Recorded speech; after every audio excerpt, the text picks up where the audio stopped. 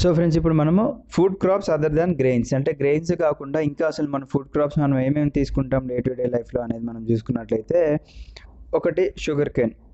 So sugar cane మనము ఇది ఒక ట్రాపికల్ క్రాప్ అండ్ అలాగే సబ్ ట్రాపికల్ క్రాప్ అంటున్నారు. సో మన ఇది ఎర్త్ అనుకుంటే, సో మధ్యలో ఈక్వేటర్ ఉంటుంది, పైన ట్రాపిక్ ఆఫ్ క్యాన్సర్, కింద ట్రాపిక్ ఆఫ్ క్యాప్రికాన్ కదా. సో ఇది ట్రాపికల్ ఏరియాస్ అంటారు. అండ్ అలాగే పైన మనకి ట్రాపిక్ ఆఫ్ క్యాన్సర్ పైన అండ్ అలాగే ట్రాపిక్ ఆఫ్ క్యాప్రికాన్ కింద ఉన్న ఏరియా రీజన్ ఏదైతే ఉందో ఇది సబ్ ట్రాపికల్ రీజన్ అని చెప్పేసి పిలుస్తూ ఉంటారు. సో ఆ ఏరియాస్లో ఇది ఎక్కువగా గ్రో అవుతూ ఉంటుంది.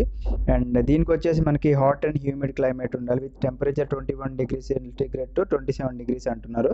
అండ్ అలాగే మనకి యాన్యువల్ రెయిన్ఫాల్ కూడా 75 centimeters to 100 centimeters ఉంటే ఈ క్రాప్ గ్రో అవుతుందని చెప్పేసి చెప్తున్నారు మనకి. సో ఇక్కడ మనకి నెక్స్ట్ వచ్చేసి ఇది మనకి డిఫరెంట్ వెరైటీస్ ఆఫ్ సాయిల్స్ మీద కూడా ఇది గ్రో అవుతుంది. అండ్ అలాగే మనకి అది ఎప్పుడైతే మనము విత్తనాలు వేసిన దగ్గర నుంచి మనకి హార్వెస్టింగ్ టైం దాకా మాన్యువల్ లేబర్ అనేది అవసరం ఉంటుందని చెప్పేసి చెప్తున్నారు అనమాట. అండ్ ఇంకోటి ఏంటంటే, ఇండియా మన భారతదేశము second largest producer of sugar cane after Brazil. అంటే బ్రెజిల్ మన ప్రపంచం మొత్తంలో ఫస్ట్ ప్లేస్లో ఉంటే ఇండియా సెకండ్ ప్లేస్లో ఉందన్నమాట. సో మనము డైలీ మన ఇంట్లో షుగర్ తింటూ ఉంటాం, మనం మిల్క్లో షుగర్ వేసుకుంటాము. అండ్ షుగర్ అనేది మనం డే టు డే లైఫ్లో చాలా కన్జ్యూమ్ చేస్తూనే ఉంటాం కాబట్టి, సో మనకి ఈ షుగర్ కేన్ అనేది ఒక మేజర్ సోర్స్ అనమాట. దీనికి షుగర్ కేన్ కానీ అంటే షుగర్కి కానీ లేకపోతే జాగరి అంటే బెల్లంకి కానీ కన్సారి అండ్ మొలాసెస్కి ఇది ఒక మేజర్ సోర్స్ అని చెప్పేసి చెప్తున్నారు. అండ్ అలాగే మన ఇండియాలో మేజర్గా షుగర్ కేన్ ప్రొడ్యూసింగ్ స్టేట్స్ ఏవి అంటే UP, Maharashtra, Karnataka, Tamil Nadu, AP, Telangana, Bihar, Punjab and Haryana. Next వచ్చేసి ఆయిల్ సీడ్స్. సో మనము అసలు మన ఒక డేలో ఆయిల్ లేకుండా మనకి ఆల్మోస్ట్ రోజు అనేది గడవకుండానే ఉంటుందన్నమాట. సో మనకి ప్రతి ఒక్క ఫుడ్ ఐటెంలో మనం ఇంట్లో ప్రిపేర్ చేసుకునే దాంట్లో ఆయిల్స్ కంపల్సరీగా ఉంటుంది. సో మరి ఆ ఆయిల్ ఎక్కడి నుంచి వస్తుంది అంటే ఆయిల్ సీడ్స్ నుంచి వస్తుంది అనమాట. ఫర్ ఎగ్జాంపుల్ మనము కోకోనట్ తీసుకున్నాం అనుకోండి ఫ్రెండ్స్, కోకోనట్ నుంచి కోకోనట్ ఆయిల్ వస్తుంది, గ్రౌండ్ నట్ నుంచి గ్రౌండ్ నట్ ఆయిల్ వస్తుంది, అంటే పల్లి నూనె. సో ఆ విధంగా మనకి సన్ఫ్లవర్స్ నుంచి సన్ఫ్లవర్ ఆయిల్ కానీ ఆ విధంగా వచ్చిన ఆయిల్తోనే మనము ఇంట్లో డిఫరెంట్ ఐటమ్స్ వండుకొని తింటూ ఉన్నాం అనమాట. సో 2016లో చూసుకుంటే India was the second largest producer of groundnut in the world after China. అంటే 2016లో మనకి చైనా అనేది ఫస్ట్ కంట్రీ అనమాట, largest producer of groundnuts అంటే పల్లీలు అనమాట. సో దాని తర్వాత మన ఇండియా సెకండ్ ప్లేస్లో ఉందని చెప్పేసి చెప్తున్నారు. నెక్స్ట్ వచ్చేసి మనకి ర్యాప్సీడ్ ఆయిల్ అని కూడా ఒకటి ఉంటుంది మనకి.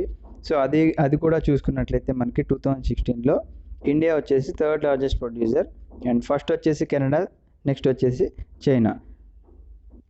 సో మన భారతదేశంలో మొత్తం మనకి ఒక క్రాపింగ్ ఏరియా కనుక తీసుకున్నట్లయితే మనకి అప్రాక్సిమేట్గా 12% అనేది మనకి ఆయిల్ సీడ్స్ అనేది ఆ ఏరియాని కవర్ చేస్తుందని చెప్పేసి అంటున్నారు.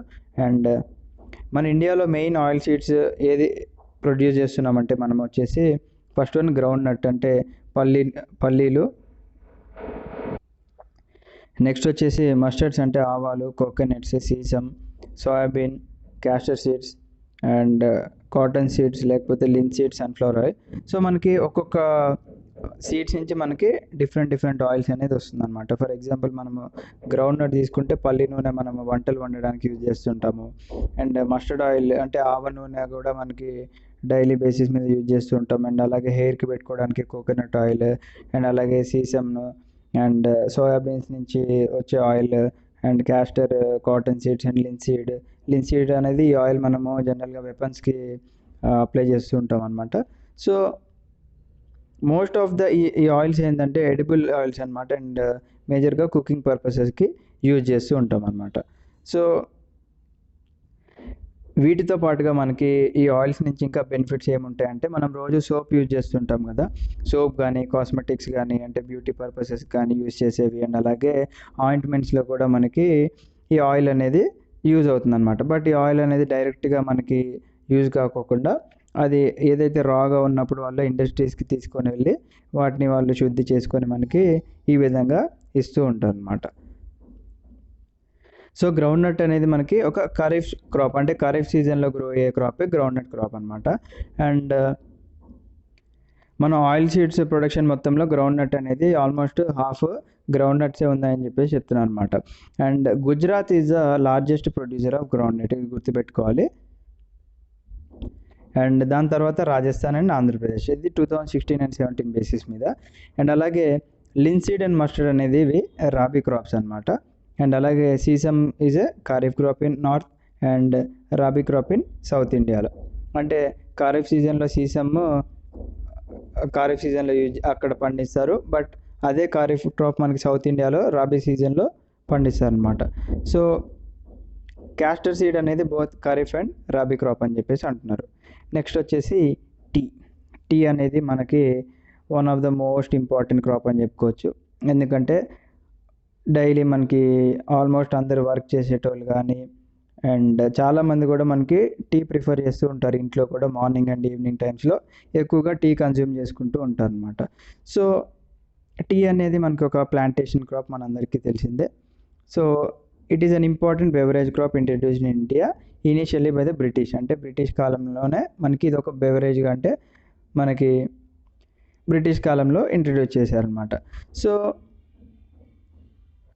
ఈ టీ క్రాప్ కూడా మనకి ట్రాపికల్ అండ్ సబ్ ట్రాపికల్ క్లైమేట్స్లో మనకి ఎక్కువగా గ్రో అవ్వడం జరుగుతుంది. అండ్ అలాగే దానికి మనకి ఒక మంచి ఫెర్టైల్ ల్యాండ్ ఉండాలి, దాంట్లో మనకి ఆర్గానిక్ మ్యాటర్ అండ్ హ్యూమస్ రిచ్గా ఉన్న ఏరియాస్లో టీ అనేది ఎక్కువగా గ్రో అవుతూ ఉంటుంది అనమాట. సో ఇక్కడ మనకి కొన్ని ఇమేజెస్ ఇచ్చారు చూడండి. ఇక్కడ ఒక తాతగారు గ్రౌండ్ నట్స్ ఇస్తున్నారు గ్రౌండ్ నుంచి. అండ్ అలాగే ఇక్కడ సన్ఫ్లవర్ అండ్ మస్టర్డ్స్ కూడా మనకి ఇమేజెస్లో ఇవ్వడం జరిగిందనమాట. నెక్స్ట్ ఇక్కడ ఏం చెప్తున్నారంటే మనకి tea bushes require warm and moist frost free climate అని చెప్పేసి చెప్తున్నారు. అంటే ఆల్ ద ఇయర్ మనకి అది ఎప్పుడైతే మనకి టీ ప్లాంటేషన్ క్రాప్స్ ఎప్పుడైతే ఉంటాయో అప్పుడు ఆ విధమైన క్లైమేట్ ఉండాలని చెప్పేసి చెప్తున్నారు. అండ్ మనకి ఇయర్ మొత్తం మీద ఫ్రీక్వెంట్గా ఎప్పుడైతే వర్షాలు ఇవన్నీ పడుతూ ఉంటాయో అప్పుడు ఈ ప్లాంటేషన్ ఈ లీవ్స్ అనేవి చాలా మంచిగా గ్రో అవుతూ ఉంటాయని చెప్పేసి అంటున్నారు. అండ్ దానికోసం మనకి మంచి స్కిల్డ్ లేబర్ కావాలి. అండ్ అలాగే వాళ్ళు మనకి చాలా చీప్గా దొరికే విధంగా ఉండాలన్నమాట. అండ్ మన ఇండియాలో మేజర్ టీ ప్రొడ్యూసింగ్ స్టేట్స్ ఏవి అంటే అస్సాం అండ్ అలాగే hills of Darjeeling and Jalpaiguri district, west Bengal, Tamil Nadu and కేరళలో మనకి ఎక్కువగా టీ ప్లాంటేషన్స్ కనిపిస్తూ ఉంటాయి. ఇదే కాకుండా మనకి హిమాచల్ ప్రదేశ్, ఉత్తరాఖండ్, మేఘాలయ, ఆంధ్రప్రదేశ్ అండ్ త్రిపురలో కూడా మనకి టీ అనేది ప్రొడ్యూస్ చేస్తూ ఉంటారు అనమాట. 2016లో India was the second largest producer of tea after China. So మనం ఆల్మోస్ట్ చూడొచ్చు ప్రతి దాంట్లో మనకి కాంపిటీటర్గా చైనానే ఉంటుంది. నెక్స్ట్ వచ్చేసి కాఫీ కూడా మనకి వరల్డ్ వైడ్లో చాలా ఫేమస్. అండ్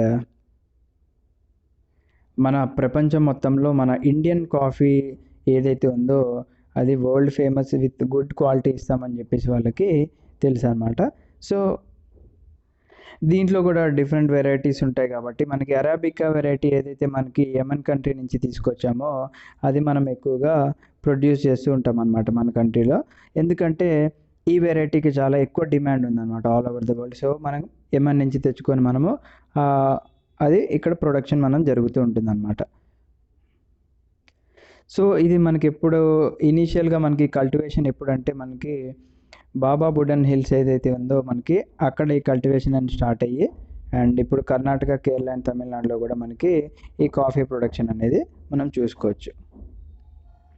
సో మనకి ఇక్కడ ఇంకా కొన్ని ఇమేజెస్ ఇచ్చారు, ఇవేంటంటే హార్టికల్చర్ రిలేటెడ్గా. సో నెక్స్ట్ టాపిక్ వచ్చేసి మనకి హార్టికల్చర్ క్రాప్స్.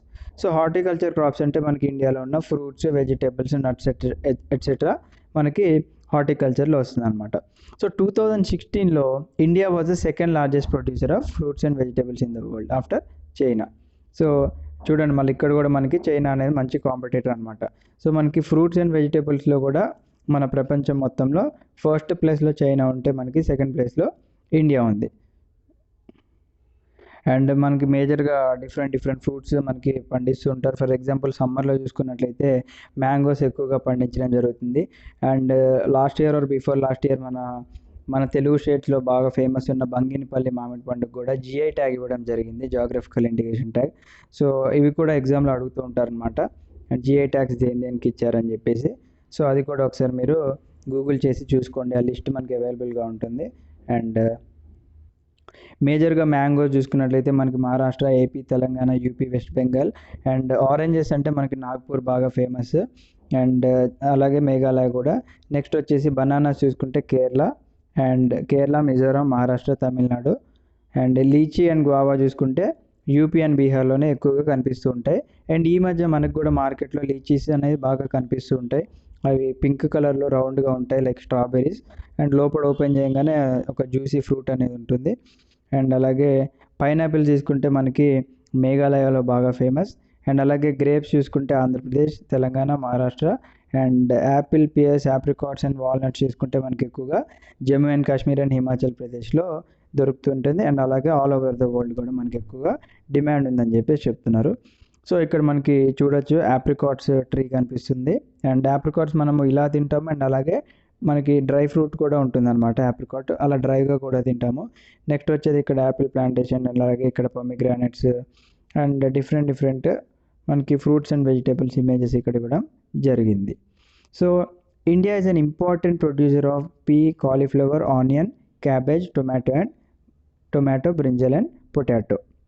అండ్ నెక్స్ట్ వచ్చేసి ఇప్పటి వరకు మనకి ఫుడ్ క్రాప్స్ గురించి చూసుకున్నాము. మరొకసారి నాన్ ఫుడ్ క్రాప్స్ గురించి కూడా చూసుకుందాం. అంటే మనము ఫుడ్కి కాకుండా వేరే విధాలుగా యూజ్ చేసే క్రాప్స్ ఏంటంటే, వన్ ఆఫ్ ద క్రాపే మనకి ఇక్కడ రబ్బర్ అనేది మనకి ఒక ఈక్వటోరియల్ క్రాప్ అని చెప్పేసి అంటున్నారు. అండ్ దీనికి కొన్ని స్పెషల్ కండిషన్స్ ఉంటేనే ఇది గ్రో అవుతుంది అని చెప్పేసి అంటున్నారు. అండ్ అలాగే ఇది మనకి ట్రాపికల్ అండ్ సబ్ ట్రాపికల్ ఏరియాస్లో కూడా గ్రో అవుతుంది. సో దీనికి మనకి moist and humid climate with rainfall more than 200 centimetres ఉండాలి. సో ఇప్పటివరకు మనం చూసుకున్న క్రాప్స్లో మనకి ఎక్కడ రెయిన్ఫాల్ మోర్ దెన్ 200 లేదు. సో ఈ క్రాప్కి మనకి more than 200 centimetres of rainfall ఉండి టెంపరేచర్ కూడా 25 డిగ్రీ సెంటీగ్రేడ్ ఉంటేనే ఇది గ్రో అవుతుందని చెప్పేసి చెప్తున్నారు. ఎందుకంటే రబ్బర్ అనేది మనకి ఒక ఇంపార్టెంట్ ఇండస్ట్రియల్ రా మెటీరియల్. ఎందుకంటే రబ్బర్ మనకి చాలా వాటిలో యూజ్ చేస్తూ ఉంటాం మనం డే టు డే బేసిస్లో. అండ్ అలాగే మన ఇండియాలో మెయిన్గా చూసుకున్నట్లయితే Kerala, Tamil Nadu, Karnataka, Andaman and Nicobar islands and Garo hills of మేఘాలయలో మనకి యూజ్ చేస్తూ ఉంటాం. నెక్స్ట్ వచ్చేసి ఫైబర్ క్రాప్. ఫైబర్ అంటే నథింగ్ బట్ ఏంటంటే థ్రెడ్స్ లాగా ఉండే క్రాప్స్ని ఫైబర్స్ అంటారు. సో మనకి కాటన్ అనేది ఇంపార్టెంట్ ఫైబర్ క్రాప్. ఎందుకంటే మనము డైలీ ధరించే దుస్తులు ఏవైతే ఉన్నాయో బట్టలు, అవి చాలా వరకు కాటన్ మెటీరియల్తో వేసుకుంటూ ఉంటారు. అండ్ అలాగే జూట్ అంటే మనము బ్రౌన్ కలర్లో ఉంటుంది లావుగా. సో జూట్ని మనం జనరల్గా మార్కెట్స్లో యూజ్ చేస్తూ ఉంటాం. ఫర్ ఎగ్జాంపుల్ ఆనియన్స్ని అండ్ వెజిటేబుల్స్ కానీ, రైస్ కానీ ఇవన్నీ క్యారీ చేయడానికి జూట్ బ్యాగ్స్ యూజ్ చేస్తూ ఉంటాము. అండ్ కొంతమంది ఇంటి ముందు గోని పట్టలు వేస్తూ ఉంటారు కదా, అదే ఇది జూట్ అంటారు అనమాట. అండ్ దీంతో పాటుగా హెంప్ అండ్ న్యాచురల్ సిల్క్ కూడా 4 మేజర్ క్రాప్స్ అనమాట, ఫైబర్ క్రాప్స్ మన ఇండియాలో చూసుకున్నట్లయితే. అండ్ దీంట్లో ఫస్ట్ 3 ఏదైతే ఉందో ఇవి నేలలో పండించడం జరుగుతుంది, like cotton, jute and hemp. And అలాగే సిల్క్ ఏదైతే ఉందో అది మనకి సిల్క్ వామ్స్ నుంచి వస్తుంది అనమాట. అంటే చెట్టు మీద మనకి కొన్ని గొంగళి పురుగులు ఉంటాయి. సో ఆ గొంగళి పురుగుల నుంచి మనకు వచ్చేదే సిల్క్ వామ్ ఆ సిల్క్ వామ్ నుంచి వచ్చే థ్రెడ్డే మనకి సిల్క్ అనమాట. సో మనకి ఆ సిల్క్ వామ్ నుంచి వచ్చే థ్రెడ్స్ ఉంటుంది కదా, దాన్ని ఒక ప్రాసెస్ చేయడం జరుగుతుంది అనమాట. సో దాన్నే మనకి సెరికల్చర్ అని చెప్పేసి అంటుంటారు. ఇది చాలా ఇంపార్టెంట్, చాలా ఎగ్జామ్స్లో కూడా రిపీటెడ్ క్వశ్చన్ ఇది. Rearing of silkworms as the production of silk fibre is known as అని చెప్పేసి డైరెక్ట్గా క్వశ్చన్ అడుగుతూ ఉంటాడు. నెక్స్ట్ వచ్చేసి కాటన్ అంటే ఇక పత్తి మనకి ఇక్కడ కనిపిస్తుంది కదా. So India is believe to be the original home of the cotton plant అని చెప్పేసి అంటున్నారు. And cotton is one of the main raw material for the cotton textile industries. So cotton textile industries మన ఇండియాలో ఏవైతే ఉన్నాయో వాటికి major raw material ఏది అంటే కాటన్. అండ్ 2016లో ఇక్కడ మళ్ళీ మనం చూసుకుంటే ఫస్ట్ ప్లేస్లో చైనా ఉంటే సెకండ్ ప్లేస్లో ఇండియా లార్జెస్ట్ ప్రొడ్యూసర్ అని చెప్పేసి అంటున్నారు. అండ్ అలాగే మనము ఆల్రెడీ చెప్పుకున్నాం, మనం ఇది ఎక్కడ ఏ సాయిల్లో ఎక్కువ గ్రో అవుతుందంటే బ్లాక్ సాయిల్లో అని చెప్పేసి ప్రీవియస్ చాప్టర్లో చెప్పుకున్నాం కదా. అండ్ సో అందుకే బ్లాక్ సాయిల్లో కాటన్ ఎక్కువగా పండుతుంది కాబట్టి దీన్ని బ్లాక్ కాటన్ సాయిల్ అని చెప్పేసి అంటూ ఉంటారు. అండ్ అలాగే దీన్ని రేగూర్ సాయిల్ అని కూడా పిలుస్తూ ఉంటారు అనమాట. దీనికి హై టెంపరేచర్స్ కావాలి అండ్ లైట్ రైన్ఫాల్ ఉంటే సరిపోతుంది అని చెప్పేసి అంటున్నారు. And 210 Frost free days and bright sunshine for it's growth అని చెప్పేసి చెప్తున్నారు మనకి. సో ఇది కాటన్ అనేది మనకు ఒక ఖరీఫ్ క్రాప్ అండ్ మొత్తం 6 to 8 months పడుతుంది అనమాట ఇది కంప్లీట్గా మెచ్యూర్ అవ్వడానికి. And major cotton producing states మనకి ఇండియాలో వచ్చేసి మహారాష్ట్ర, గుజరాత్, మధ్యప్రదేశ్ ఎట్సెట్రా. నెక్స్ట్ వచ్చేసి జ్యూట్నే మనకి గోల్డెన్ ఫైబర్ అని చెప్పి పిలుస్తూ ఉంటారు. ఇది చాలా ఇంపార్టెంట్. ఇది కూడా చిన్న చిన్న ఎగ్జామ్స్లో డైరెక్ట్ బిట్స్గా అడుగుతూ ఉంటారు అనమాట. సో జ్యూట్ని గోల్డెన్ ఫైబర్ ఎందుకు అంటూ ఉంటారంటే ఇది మనకి మెయిన్గా ఫ్లడ్ ప్లేన్స్లో మనకి ఎక్కువగా ఇది లభిస్తూ ఉంటుంది అనమాట. అండ్ అక్కడ ఉన్న సాయిల్స్ అనేది ఎవ్రీ ఇయర్ రెన్యూ అయిపోతూ ఉంటుంది అనమాట. సో దీనికోసం మనకి ఎక్కువగా హై టెంపరేచర్ కావాలి.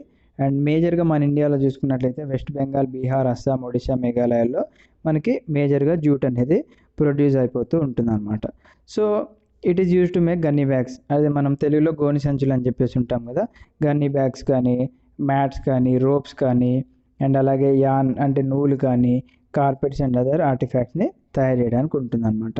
సో ఇది మనకి కాస్ట్ కూడా ఇది చూసుకుంటే మనకి చాలా ఎక్కువగా ఉంటుంది. అండ్ నెక్స్ట్ వచ్చేసి మనకి topic technological and institutional reforms. So మనకి మెయిన్గా ఈ అగ్రికల్చరల్ దీంట్లో అసలు ఏమేమి టెక్నాలజికల్ రీఫార్మ్స్ వచ్చినాయని చెప్పేసి మనం చూసుకున్నట్లయితే మన అందరం ప్రీవియస్ ఇయర్ అంటే ఎప్పుడో థౌజండ్స్ ఆఫ్ ఇయర్స్ నుంచే మనకి అగ్రికల్చర్ అనేది ప్రాక్టీస్ చేయడం జరుగుతుంది అనమాట. బట్ చాలా వరకు మనకి ఈ మధ్య మోడర్న్ టెక్నాలజీ వచ్చింది కాబట్టి సరిపోతుంది. బట్ చాలా వరకు ఏంటంటే మనకి ఇండియాలో ఉన్న ఫార్మర్స్ అనేది ఇంకా మాన్సూన్ మీద అండ్ అలాగే న్యాచురల్ ఫర్టిలిటీ మీద డిపెండ్ అయి ఉన్నారు అని చెప్పేసి అంటున్నారు. అంటే న్యాచురల్గా కురిసే వర్షాల మీద అండ్ అలాగే భూమి తనంతటి తానే న్యాచురల్గా అంటే రెన్యూ అయిపోయే దాని మీద డిపెండ్ అవుతున్నారని చెప్పేసి చెప్తున్నారు అన్నమాట వీళ్ళు. అండ్ మనకి ఒక ల్యాండ్ని మనం కంటిన్యూస్గా యూజ్ చేసి ఉండి ఆ ల్యాండ్ యొక్క మనకి ఏదైతే ఆ గ్రోత్ ఉంటుందో ఆ నేలని మనము డిగ్రేడ్ చేయడం జరుగుతుంది. అండ్ దానికే మనకు కొన్ని మెజర్స్ కూడా తీసుకోవాలని చెప్పేసి వాళ్ళు చెప్తున్నారు. సో ఈ విధంగా చేసుకుంటూ వెళ్తే మనకి ఏంటంటే ఫ్యూచర్ జనరేషన్స్ కూడా చాలా ప్రాబ్లం వస్తుంది అంటున్నారు. అండ్ అలాగే మనం ప్రీవియస్ చాప్టర్లో చూసుకున్నాం ల్యాండ్ డిగ్రేడేషన్ గురించి, సాయిల్ ఎరోజన్ గురించి. అక్కడ ఇంకా మనం చాలా క్లియర్గా డిస్కస్ చేసుకున్నాము.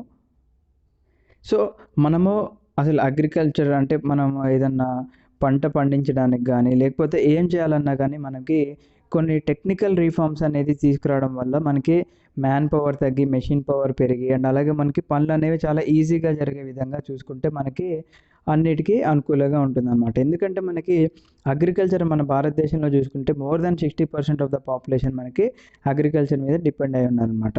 సో దీనికి కొన్ని టెక్నికల్ అండ్ ఇన్స్టిట్యూషనల్ రీఫార్మ్స్ లేకపోతే మనం చాలా సీరియస్ ప్రాబ్లంలో పడతామని చెప్పేసి చెప్తున్నారు.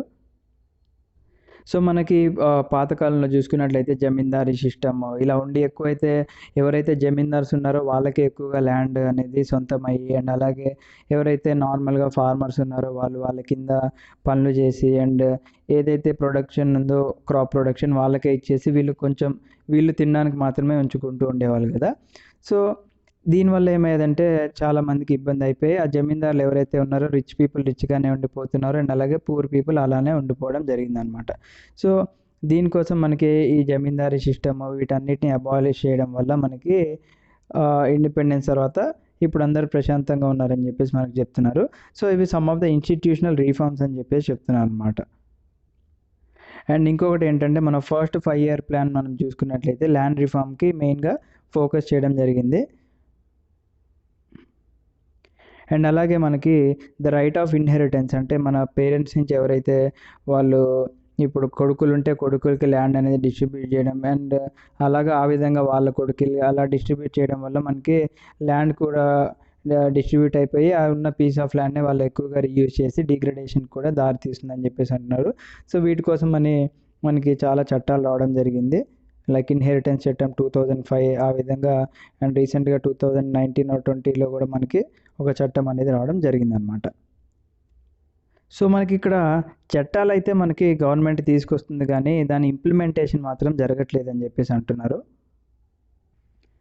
అండ్ మన గవర్నమెంట్ ఆఫ్ ఇండియా మెయిన్గా అగ్రికల్చరల్ రిఫార్మ్ 1916 and 1970sలో తీసుకురావడం చాలా మంచి పని అయిందని చెప్పుకోవచ్చు. ఎందుకంటే గ్రీన్ రెవల్యూషన్ ఎప్పుడైతే వచ్చిందో మనకి, ఆ గ్రీన్ రెవల్యూషన్ తర్వాతే మనకి పంటలు అనేది చాలా మంచిగా పండడం జరిగింది. అండ్ దాంతోపాటుగా మనకి వైట్ రెవల్యూషన్ అంటే ఆపరేషన్ ఫ్లడ్ ఏదైతే ఉందో అది కూడా రావడం వల్ల మనకి అన్ని విధాలుగా మన భారతదేశంలో ఇంప్రూవ్ అయింది అని చెప్పేసి చెప్పుకోవచ్చు మనం. బట్ ఈ green revolution and white revolution వచ్చిన తర్వాత మేజర్గా వీళ్ళు ఏం చెప్తున్నారంటే మనకి ఓన్లీ సమ్ ఏరియాస్ వరకే అది డెవలప్మెంట్ అనేది కనిపించింది, అండ్ మిగతా ఏరియాస్, ఇండియాలో ఉన్న మిగతా ఏరియాస్లో డెవలప్మెంట్ అనేది కనపడలేదని చెప్పేసి చెప్తున్నారు అనమాట. అందుకే 1980s and 1990sలో ఒక comprehensive land development programme initiate చేశారనమాట. ఇది ఏంటంటే both institutional and technical reforms తీసుకురావడం వల్ల మనకి అంటే ఒక మన పంటలకి వరదలు వచ్చి కొట్టుకుపోయినా కానీ లేకపోతే ఏమైనా కానీ క్రాప్కి అనేది వీళ్ళు ఇన్సూరెన్స్ అనేది ప్రొవైడ్ చేయడం జరిగిందనమాట. అంటే డ్రాట్స్ వచ్చిన, కరువు కాలాలు వచ్చినా కానీ, ఫ్లడ్స్ వచ్చిన, సైక్లోన్స్ వచ్చిన, ఫైర్ అంటే మంటలు అంటుకున్నా కానీ, లేకపోతే క్రాప్ డిసీజెస్ వచ్చినా కానీ, సో వీటికి ఏంటంటే వాటికి ఇన్సూరెన్స్ ఇవ్వడం జరిగింది. అలాగే గ్రామీణ బ్యాంక్స్ కానీ, కోఆపరేటివ్ సొసైటీ కానీ, సో వీళ్ళు ఏంటంటే వాళ్ళు లోన్ కూడా ఫార్మర్స్కి చాలా తక్కువ రేట్ ఆఫ్ ఇంట్రెస్ట్కి ఇవ్వడము జరిగిందనమాట. సో దీనివల్లనే ఏం చేస్తారు, ఫార్మర్స్ ముందుగానే లోన్ తీసుకొని ఏదైతే పంట వాళ్ళకి అవసరం ఉందో ఆ పంటకు రిలేటెడ్ కానీ సీడ్స్ కానీ లేకపోతే పెస్టిసైడ్స్ ఇవన్నీ తెచ్చుకొని వాళ్ళు పంట చేతికి వచ్చినాక అమ్ముకొని హ్యాపీగా ఉంటారు అనమాట. బట్ కొన్నిసార్లు ఏంటంటే మనకి ఇక్కడ డిస్కస్ చేసిన విధంగా ఈ విధంగా జరుగుతూ ఉంటుంది కాబట్టి వాళ్ళు ఇన్సూరెన్స్ కూడా ప్రొవైడ్ చేస్తున్నారని చెప్పేసి చెప్తున్నారు అనమాట. సో అలాగే మనం మోడర్న్ టెక్నికల్ ఎక్విప్మెంట్ కూడా ఈ మధ్య బాగా యూజ్ చేస్తున్నారు. దీంతో పాటుగా మనకి ఫార్మర్కి సపరేట్గా క్రెడిట్ కార్డ్స్ ఇవ్వడము, అండ్ అలాగే వాళ్ళకి పర్సనల్గా యాక్సిడెంట్స్ ఇన్సూరెన్స్ స్కీమ్స్ కూడా ఇవ్వడం వలన వాళ్ళ ఫ్యామిలీస్ కూడా ఏమీ ప్రాబ్లం లేకుండా ఉంది అని చెప్పేసి చెప్తున్నారు. సో ఇవి గవర్నమెంట్ ఇంట్రడ్యూస్ చేసిందనమాట ఈ స్కీమ్స్ని. అలాగే మనకి కొన్ని గ్రామీణ ప్రాంతాల్లో చూసుకుంటే కొన్ని ఇళ్లలో మనం చూసుకున్నట్లయితే ఇంకా రేడియోలు వాడుతున్నారు, అండ్ అలాగే కొన్ని ఇళ్లలో పాత టీవీలు వాడుతూ ఉన్నారు కదా. సో వాళ్ళకి ఏంటంటే ఒక అవేర్నెస్ తీసుకురావడం కోసము గవర్నమెంట్ ఏం చేసిందంటే మనకి కొన్ని ప్రోగ్రామ్స్ అనేది, స్పెషల్ ప్రోగ్రామ్స్ ఫార్మర్ కోసం టెలివిజన్ అండ్ రేడియోలో స్టార్ట్ చేయడం మొదలుపెట్టిందనమాట. దీంతో పాటుగా గవర్నమెంట్ ఎంఎస్పిని కూడా ఇంట్రడ్యూస్ చేసింది. అంటే మినిమం సపోర్ట్ ప్రైస్, అంటే రైతు మనకి అతను వచ్చిన పంటని గవర్నమెంటే ఇంత పర్టికులర్ ప్రైస్ అనేది ముందుగానే డిసైడ్ చేసి అతని దగ్గర క్రాప్ అనేది ఏదైతే చేతికి వచ్చిన పంట ఉందో అవి గవర్నమెంటే కొనుక్కోవడం స్టార్ట్ చేసిందనమాట.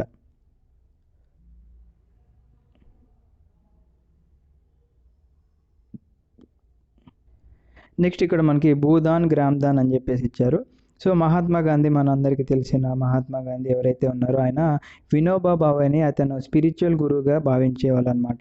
సో మనకి ఈయన సత్యాగ్రహాలో పార్టిసిపేట్ చేశారని అందరికీ తెలుసు. నెక్స్ట్ వచ్చేసి ఈయన వినోబా భావే గారు ఎవరైతే గాంధీ గ్రామ్ స్వరాజ్య కాన్సెప్ట్కి ఈయన కూడా సపోర్ట్ చేయడం జరిగింది.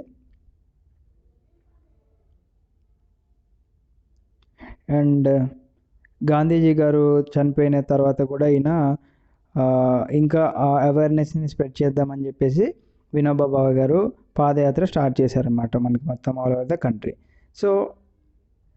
సో మేజర్గా ఈ భూదాన్ గ్రామ్దాన్ ప్రోగ్రామ్స్ అసలు ఎలా స్టార్ట్ అయినాయి అని చెప్పేసి మనం చెప్పుకున్నట్లయితే, సో ఈయన ఎప్పుడైతే పాదయాత్ర స్టార్ట్ చేశారో వినోబా భావే గారు అట్లా ఒక్కొక్క ప్లేస్ని విజిట్ చేయడం జరుగుతుందన్నమాట. సో ఈయన ఆంధ్రప్రదేశ్లో పోచంపల్లికి రావడం జరిగింది. పోచంపల్లికి వచ్చి ఆయన స్పీచ్ డెలివర్ చేసిన టైంలో కొంతమంది ఎవరైతే ల్యాండ్ లేని వాళ్ళు ఉంటారో వీళ్ళందరూ ఫార్మర్స్, విలేజర్స్ ఎట్సెట్రా వీళ్ళందరూ లెగిసి, సార్ మాకు కొంచెం ల్యాండ్ కావాలి, మేము ఎకనామికల్గా మేము బతకడానికి మాకు కొంచెం ల్యాండ్ కావాలి అని చెప్పేసి ఆయన్ని కోరడం జరిగిందనమాట. బట్ ఈయన ఏం చేశారు, నేను అలా డైరెక్ట్గా మీకు ప్రామిస్ చేసి ఇవ్వలేనమ్మా, నేను గవర్నమెంట్తో డిస్కషన్ చేసి మీకు ల్యాండ్ అనేది నేను ఇప్పించే అవకాశం ఏర్పాటు చేస్తానని చెప్పేసి చెప్పడం జరిగింది వినోబా భావే గారు. తర్వాత శ్రీరామచంద్రారెడ్డి గారు నిల్చొని ఆయనకున్న 80 ఎకరాల ల్యాండ్ ఏదైతే ఉందో అది ఆ ల్యాండ్లెస్ విలేజర్స్కి ఇచ్చేయడం జరిగిందనమాట. సో దీన్నే భూదాన్ అని చెప్పేసి చెప్తున్నారు, అంటే భూమిని దానం చేశారు ఆయన. తర్వాత ఈ ఐడియాని ఈయన డిఫరెంట్ పార్ట్స్ ఆఫ్ ఇండియాలోకి వెళ్ళి అందరికీ చెప్పడం జరిగిందనమాట. అండ్ అలా కొంతమంది ఆ ల్యాండ్లెస్ పీపుల్కి ల్యాండ్స్ ఇవ్వడం ఇలా జరిగింది. అండ్ అలాగే కొంతమంది జమీందారులు అండ్ ఓనర్స్ ఆఫ్ కొన్ని విలేజెస్కి ఓనర్స్ ఉంటారు కదా, వాళ్ళు కూడా ఆ గ్రామాలకి ల్యాండ్ అనేది ఇవ్వడం జరిగిందనమాట. ఎవరైతే ల్యాండ్ లేదో వాళ్ళకి ల్యాండ్ ఇవ్వడం జరిగిందనమాట. సో దీన్నే మనము గ్రామ్ దాన్ అని చెప్పేసి చెప్తూ ఉంటాము. అండ్ కొంతమంది ఏంటంటే రియాలిటీలో ఇలా ఇవ్వకపోతే ఎవరైతే ఎక్కువ ల్యాండ్ హోల్డ్ చేసుకొని ఉన్నారో వాళ్ళకి గవర్నమెంట్ అనేది వాళ్ళ ల్యాండ్ని సీజ్ చేసేస్తుందని చెప్పేసి వాళ్ళు కొన్ని డిస్ట్రిబ్యూట్ చేయడం జరిగిందనమాట. So this Bhoodan and Gramdan movement initiated by Vinoba Bhave is also known as bloodless revolution. So ఈ క్వశ్చన్ అనేది ఎగ్జామ్లో రావడానికి ఛాన్సెస్ ఉంది. వాట్ ఈజ్ బ్లడ్లెస్ రెవల్యూషన్, లేకపోతే ఈ బ్లడ్లెస్ రెవల్యూషన్ని ఇంట్రడ్యూస్ చేసింది ఎవరు, లేకపోతే ఇనిషియేట్ చేసింది ఎవరు, లేకపోతే బ్లడ్లెస్ రెవల్యూషన్కి ఇంకొక పేరేంటి, అలా డిఫరెంట్ టైప్స్ ఆఫ్ క్వశ్చన్స్ అనేది అడగడం జరుగుతుంది. సో ఇందాక మనం డిస్కస్ చేసినవన్నీ some of the institutional reforms అన్నమాట.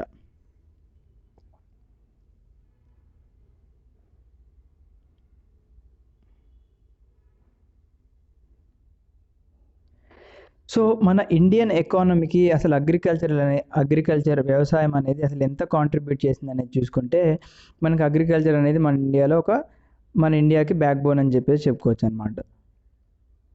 సో మనకి 1951 నుంచి చూసుకున్నట్లయితే మన ఇండియన్ జీడిపికి మనకి చాలా తగ్గుతూ వస్తుంది. బట్ 2010-11లో మనకి అగ్రికల్చర్ చూసుకుంటే మన భారతదేశం నుంచి 52% of the total work force ఏదైతే ఉందో మన ఇండియా అది అగ్రికల్చరల్ యాక్టివిటీస్లో ఎంగేజ్ అయిందని చెప్పేసి మనకి క్లియర్గా చెప్తున్నారు వాళ్ళు. అంటే మన భారతదేశంలో more than half of the population agricultural యాక్టివిటీస్లోనే ఉన్నారని చెప్పేసి అంటున్నారు అనమాట. సో ఎంత మనము అగ్రికల్చరల్ యాక్టివిటీస్లో ఎంగేజ్ అయినా కానీ మనము జీడిపికి కాంట్రిబ్యూషన్ అనేది మనకి అగ్రికల్చర్ నుంచి అంత లేదని చెప్పేసి చెప్తున్నారు. ఎందుకంటే మన అగ్రికల్చరల్ యాక్టివిటీస్ నుంచి మనకి జీడిపి కాంట్రిబ్యూషన్ లేకపోతే ఇది వేరియస్ వాటికి కూడా ఇంపాక్ట్ చేస్తుందని చెప్పేసి వీళ్ళకి తెలుసు అనమాట. ఎందుకంటే మనము ఇందాకే డిస్కస్ చేసుకున్నాం, మనం వేరియస్ ఇండస్ట్రీస్కి రా మెటీరియల్ డిస్ట్రిబ్యూట్ చేయడం కానీ like food crops, non food crops, ఇవన్నీ కూడా ఏంటంటే అగ్రికల్చర్ మీద డిపెండ్ అయి ఉన్నాయి కాబట్టి ఇది వేరే వాటి మీద కూడా ఇంపాక్ట్ చేస్తుందని చెప్పేసి చెప్తున్నారు అనమాట. సో ఈ విధంగా డిక్లైన్ అవ్వడం ఇండియాకి నచ్చలేదు. సో దీనికోసం ఏం చేసిందంటే మన గవర్నమెంట్ ఆఫ్ ఇండియా కొన్ని ఇన్స్టిట్యూషన్స్ అనమాట, for example establishment of Indian council of agricultural research అంటే ఐకార్, తర్వాత అగ్రికల్చరల్ యూనివర్సిటీని ఎస్టాబ్లిష్ చేయడం కానీ, veterinary services, animal breeding centres, horticulture development, research and development in meteorology, weather forecast ఎట్సెట్రాలో మనకి ఇంప్లిమెంట్ చేయడం అండ్ ఇన్స్టిట్యూషన్స్ని వాళ్ళు ఎస్టాబ్లిష్ చేయడం వలన మనకి ఇండియన్ అగ్రికల్చర్కి టాప్ ప్రయారిటీ వచ్చింది. సో వీళ్ళేంటంటే ఆ క్రాప్స్ గురించి చదవడం, వాటిని ఏ విధంగా చేస్తే మనకి అగ్రికల్చర్ అనేది డెవలప్ అవుతుంది అండ్ అలాగే మన జీడిపి ఇంక్రీజ్ అవుతుంది అని చెప్పేసి వాళ్ళు ఈ విధంగా ఎస్టాబ్లిష్ చేయడం జరిగిందనమాట. దీంతో పాటుగా రూరల్ ఇన్ఫ్రాస్ట్రక్చర్ కూడా వన్ ఆఫ్ ద ఇష్యూ మీద వీళ్ళు కాన్సన్ట్రేట్ చేయడం జరిగింది. సో ఈ విధంగా చేయడం వల్లే మనకి జీడిపి చూసుకున్నట్లయితే 2013-14లో మనకి 6.6 నుంచి 2014-15లో 7.2 టు 15-16లో 7.2 ఈ విధంగా ఇంక్రీజ్ అనేది మనకి కనిపించడం జరిగింది అనమాట. ఎందుకంటే ఇందాక చెప్పిన మెజర్స్ వాళ్ళు తీసుకోవడం వలన. బట్ ఇక్కడ మనకి ఏంటి, జీడిపి ఇంక్రీజ్ అవుతుంది, మరి వాళ్ళు ఇందాక తీసుకున్న మెజర్స్ అసలు నిజంగానే వర్కౌట్ అవుతున్నాయి అని చెప్పేసి మనం ఒకసారి క్వశ్చన్ చేసుకున్నట్లయితే మనకి ఎక్కువగా సర్వీస్ సెక్టర్ చూసుకున్నట్లయితే సర్వీస్ సెక్టరే మన జీడిపికి ఎక్కువ కాంట్రిబ్యూషన్ అనేది ఉందన్నమాట. బట్ అగ్రికల్చర్ చిన్నగా డిక్లైన్ అవ్వడం మొదలుపెట్టింది. సో జనాలు ఏం చేస్తున్నారంటే మన ఇండియాలో ఉన్న జనాలు అగ్రికల్చర్ మీద మనకి ఏమీ బతకడానికే ఓన్లీ పైసలు లభిస్తున్నాయి కానీ మనకి గ్రోత్ అనేది లేదని చెప్పేసి అగ్రికల్చర్ నుంచి ఇండస్ట్రీ సెక్టర్కి అండ్ అలాగే సర్వీసెస్ సెక్టర్కి షిఫ్ట్ అవ్వడం మొదలుపెట్టారనమాట. సో ఎంత జీడిపి మనకి ఇంక్రీజ్ అవుతున్నా కానీ మనకి ఎక్కువగా ఎంప్లాయ్మెంట్ ఆపర్చునిటీస్ అనేది మన కంట్రీలో చాలా తగ్గినాయి. అండ్ అలాగే అగ్రికల్చర్ మీద కూడా మనకి ఏమీ లేదు, మొత్తం డిక్రీజ్ అవుతుంది. కాబట్టి ఇండియాలో కొంచెం అలార్మింగ్ సిచ్యువేషన్ అనేది స్టార్ట్ అవ్వడం జరిగిందనమాట. సో అందుకే ఇండియన్ ఫార్మర్స్ కూడా మనకి పెద్ద పెద్ద ఛాలెంజెస్ ఫేస్ చేస్తున్నారు. అండ్ అలాగే వాళ్ళు చాలామంది సూసైడ్స్ కూడా చేసుకోవడం జరుగుతుందన్నమాట వీటి వల్లనే. అండ్ ఇప్పుడు రీసెంట్గా కూడా మనం చూసుకున్నట్లయితే ఇంకా ఢిల్లీ దగ్గర మన ఫార్మర్స్ 1 మంత్ అయినా కానీ వాళ్ళు నిరసనలు అక్కడే వ్యక్తం చేస్తూ ఉన్నారన్నమాట. సో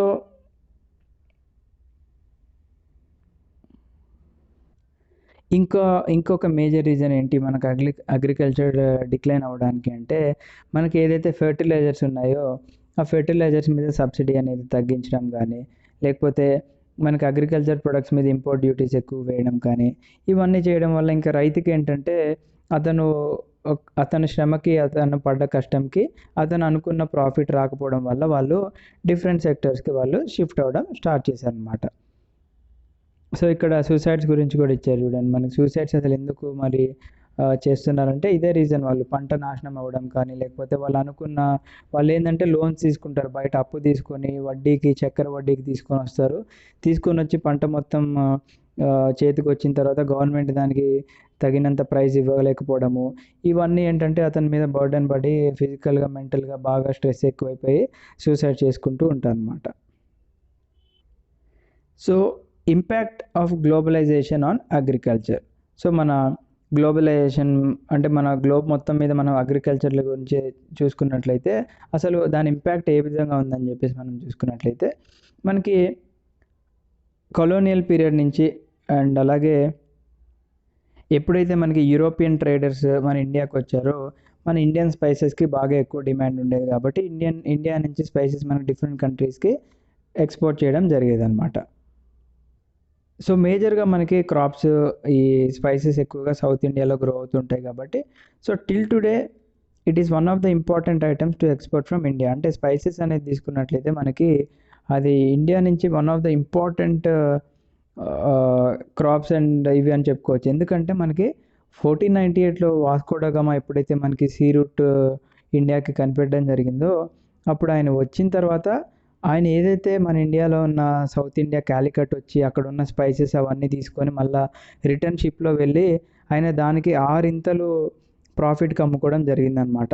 సో చూడండి 1498లోనే మనకి ఆ ట్రేడ్ కనిపిస్తుంది, అంటే ఎంత డిమాండ్ ఉందో ఇండియన్ స్పైసెస్కి. సో అప్పటి నుంచి మన డిమాండ్ అనేది తగ్గలేదన్నమాట. తర్వాత ఇండియాలో ఉన్న కాటన్ బెల్ట్స్ ఏవైతే ఉన్నాయో అవి బ్రిటిషర్స్ని బాగా అట్రాక్ట్ చేయడం జరిగిందనమాట. సో ఆ విధంగా మన ఇండియాలో ఉన్న కాటన్ని బ్రిటన్కి వాళ్ళు పంపించడం రా మెటీరియల్ లాగా, అండ్ అలాగే వాళ్ళు ఆ టెక్స్టైల్ ఇండస్ట్రీస్లో వాళ్ళు యూజ్ చేసుకోవడం జరిగేది. సో మనకి ఇప్పుడున్న కాటన్ టెక్స్టైల్ ఇండస్ట్రీ ఏవైతే మాంచెస్టర్ అండ్ లివర్పూల్లో ఉన్నాయో అవి అంతగనం డెవలప్ అవ్వడానికి కారణం ఏంటంటే మన ఇండియాలో నుంచి పంపించిన గుడ్ క్వాలిటీ ఆఫ్ కాటన్, అంటే మన మంచి క్వాలిటీ ఆఫ్ కాటన్ పంపించాం కాబట్టి వాళ్ళకి ఆ ఇండస్ట్రీస్లో వాళ్ళు శుద్ధి చేసుకొని వాళ్ళ డెవలప్మెంట్ అనేది మనం క్లియర్గా చూడొచ్చు అనమాట. అండ్ మన గాంధీ గారు ఇండియాకి రిటర్న్ వచ్చిన తర్వాత ఆయన చంపారన్ సత్యాగ్రహలో పార్టిసిపేట్ చేశారు 1917లో బీహార్లో.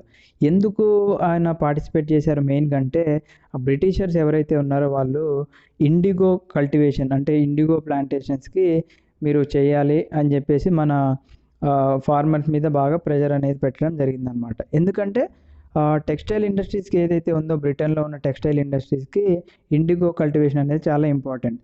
సో వాళ్ళు వాళ్ళ రీజియన్స్లో గ్రో చేయలేరు, ఎందుకంటే మన దగ్గర చాలా లేబర్ చీప్గా దొరుకుతారు, అండ్ అలాగే వీళ్ళ కింద బానిసల్లాగా ఉన్నాం కాబట్టి వీళ్ళు ఇండిగో ప్లాంటేషన్ మన దగ్గర పండించుకొని వాళ్ళ కంట్రీస్కి ఎక్స్పోర్ట్ చేసుకుంటూ ఉండేవాళ్ళు అనమాట. సో ఈ విధంగా ఒకటనే కాదు, మనకి డిఫరెంట్ రీజన్స్ అనేవి మనకు కనిపిస్తూ ఉంటాయి. అండ్ ఆఫ్టర్ 1990 చూసుకున్నట్లయితే మన ఇండియన్ ఫార్మర్స్కి కొత్త కొత్త ఛాలెంజెస్ అనేవి ఎదుర్కోవడం జరుగుతుంది. ఎందుకంటే మనము India one of the important producer of rice, cotton, rubber, tea, coffee ఇవన్నీ చెప్పుకున్నాం మనం. సో ఇవి మనము కల్టివేట్ చేస్తున్నాం, అన్నీ చేస్తున్నాం, కానీ మనము వేరే కంట్రీస్తో మనకు కంపేర్ చేసుకున్నట్లయితే అంత కాంపిటీషన్ ఇవ్వలేకపోతున్నాం. అండ్ అలాగే వాళ్ళ కంట్రీస్లో ఏంటంటే హైలీ సబ్సిడైజ్డ్ అగ్రికల్చర్ ఉంది కాబట్టి సో మనకి వాళ్ళకి కాంపిటీషన్ అనేది కుదరదని చెప్పేసి చెప్పుకుంటున్నాం మనం ఇక్కడ.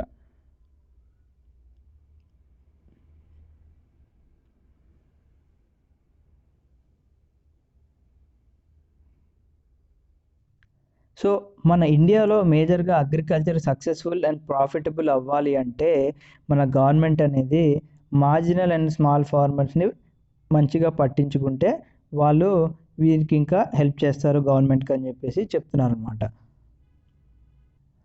ఆల్దో మనకి గ్రీన్ రెవల్యూషన్ మంచిగా కాంట్రిబ్యూషన్ చేసినా కానీ ఇంకా కాంట్రవర్సీస్ అనేది మనము చూస్తూనే ఉన్నాము. అండ్ గ్రీన్ రెవల్యూషన్ వచ్చిన తర్వాత క్రాప్ ప్రొడక్షన్ ఎక్కువగానే ఉంది. బట్ ఇంకోటి రీజన్ ఏంటంటే చాలా వరకు మనకి అలిగేషన్స్ వస్తున్నాయి ఏంటంటే ల్యాండ్ కూడా అదే విధంగా డిగ్రేడ్ అవుతుంది. ఎందుకంటే ఎక్కువగా మనము కెమికల్స్ యూజ్ చేస్తున్నాము, పెస్టిసైడ్స్ ఇవన్నీ యూజ్ చేస్తున్నాం కాబట్టి ఆ ల్యాండ్ అనేది ఖరాబ్ అవుతుందని చెప్పేసి అంటున్నారు. అండ్ అలాగే జెనెటిక్ ఇంజనీరింగ్ మనకి ఒక ఇంపార్టెంట్ ఐడియా అని చెప్పుకోవచ్చు. ఎందుకంటే వాళ్ళు different hybrid varieties of seeds గురించి ఇన్వెన్షన్ అనేది చేస్తూ ఉంటారు. అండ్ ఈ రోజుల్లో మనం ఇంపార్టెంట్ ఫార్మింగ్ చూసుకున్నట్లయితే మనకి ఆర్గానిక్ ఫార్మింగ్లో మనం ఏంటంటే మనం ఏ పెస్టిసైడ్స్ యూజ్ చేయము, ఏ కెమికల్స్ యూజ్ చేయకోకుండా మనము పంటను పండిస్తూ ఉంటాం అన్నమాట. దీనివల్ల మనకి ఎన్వైరన్మెంట్కి కూడా ఏమీ లాస్ లేదు అని చెప్పేసి చెప్తున్నాం మనం. అండ్ ఫ్యూ ఎకనామిక్స్ ఏం చెప్తున్నారంటే మన ఇండియన్ యొక్క ఫార్మర్స్ యొక్క ఫ్యూచర్ చాలా హార్డ్గా ఉండబోతుంది. ఎందుకంటే వాళ్ళు ఏదైతే పంటలు చాలా తక్కువ మోతాదులో పండిస్తారో అంత కష్టాలు మనకి మొదలవుతాయని చెప్పేసి అంటున్నారు. ఎందుకంటే ఇండియన్ పాపులేషన్ మనం చూసుకున్నట్లయితే 2011లో 833 మిలియన్ నుంచి మనకి ఇప్పుడు అరౌండ్ 250 మిలియన్ దాకా పాపులేషన్ ఉంది. సో దీన్ని మనం డివైడ్ చేసుకొని చూసుకున్నట్లయితే మనకి ఒక పర్సన్కి, ఒక యావరేజ్ పర్సన్కి లెస్ దాన్ హెక్టర్ వస్తుందన్నమాట. అంటే ఒక హెక్టర్ ల్యాండ్ కూడా రాకోకుండా దానికన్నా తక్కువ రావడం జరుగుతుందని చెప్పేసి చెప్తున్నారు అనమాట. సో ఇండియన్ ఫార్మర్స్, మన రైతులు కూడా వాళ్ళ యొక్క క్రాపింగ్ ప్యాటర్న్స్ని చేంజ్ చేసి వాళ్ళు సీరియల్స్ నుంచి హై వాల్యూ ఉన్న క్రాప్స్కి వాళ్ళు షిఫ్ట్ చేసుకోవడం మంచిది. అండ్ అలాగే వాళ్ళ యొక్క ఇన్కమ్ కూడా ఇంక్రీజ్ అవుతుంది. అండ్ అలాగే ఎన్వైర్న్మెంట్కి కూడా ఏ హాని కలగకుండా ఉంటుంది అని చెప్పేసి చెప్తున్నారు.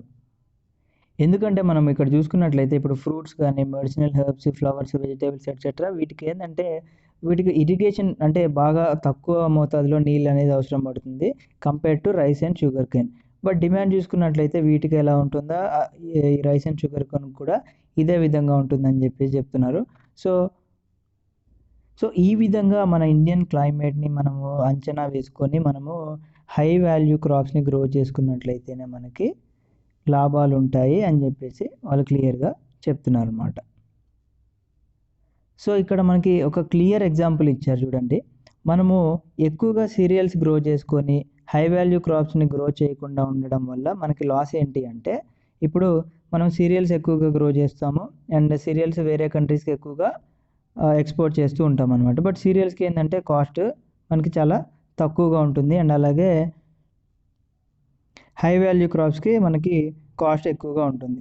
సో మనకి ఇక్కడ ఏం చెప్తున్నారంటే మనము ఎక్కువ హై వాల్యూ ఉన్న క్రాప్స్ని మనం ఎక్కువగా పండించి వేరే వివిధ దేశాలకి మనం ఎక్స్పోర్ట్ చేసుకోవడం వల్ల మనకి డబ్బులు అనేది చాలా ఎక్కువగా వస్తుంది. అండ్ అప్పుడు ఏం చేయొచ్చు, మనము తక్కువ వాల్యూ ఉన్న సీరియల్స్ ఏదైతే ఉన్నాయో అవి మనం ఇంపోర్ట్ చేసుకున్నట్లయితే మనం కూడా వేరే countries like Italy, Israel and Chile ఈ దేశాలు కూడా ఇదే ప్యాటర్న్ని ఫాలో అవుతాయి కాబట్టి అవి సక్సెస్ఫుల్గా ఉన్నాయని చెప్పేసి అంటున్నారు అనమాట. సో ఈ కంట్రీస్ ఏం చేస్తాయంటే ఫ్రూట్స్, ఆలివ్స్ అండ్ అలాగే డిఫరెంట్ సీడ్స్ అండ్ సీరియల్స్ని ఏం చేస్తాయంటే ఇంపోర్ట్ చేసుకొని వాళ్ళ దగ్గర ఉన్న హై వాల్యూ క్రాప్స్ ఏవైతే ఉన్నాయో కమర్షియల్ క్రాప్స్ వాటిని ఎక్స్పోర్ట్ చేసుకోవడం వల్ల వాటికి వాళ్ళ ఎకానమీ కూడా చాలా బాగుంటుంది. అండ్ అలాగే ఫార్మర్స్ యొక్క కండిషన్ కూడా మంచిగా ఉందని చెప్పేసి చెప్తున్నారు. And that's it friends. I hope you like this video. Thank you. జై హింద్.